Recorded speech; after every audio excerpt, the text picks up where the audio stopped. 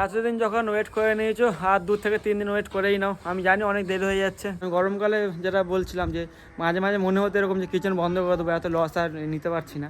তো আবার মাঝে মাঝে ভাবতাম যে না, আমি কিচেনই চালাবো আর হার মানবো না।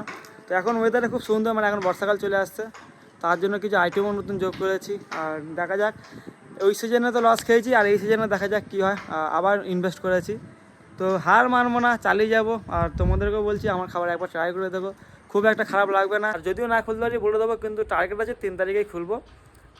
ভালো ভালো খাবার অ্যাড করেছি, দেখো তোমরা। কিন্তু হ্যাঁ, আগে তো বলে দিচ্ছি, চাউমিন আর রাইস অ্যাড করতে পারিনি, ওটা আমার অনেক বাইরে চলে গেছে।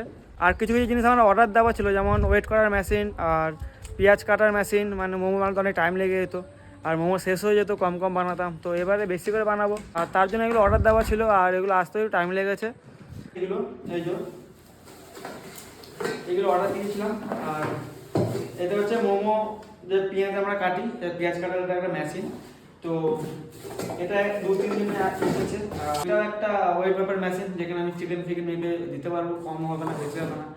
3/7/2026 জুলাই মাসের 3 তারিখে আমি খুলছি আবার। তো টাটা, ভালো থেকো। আর খোলার পর অবশ্যই আমার খাবার ট্রাই করে দেখো।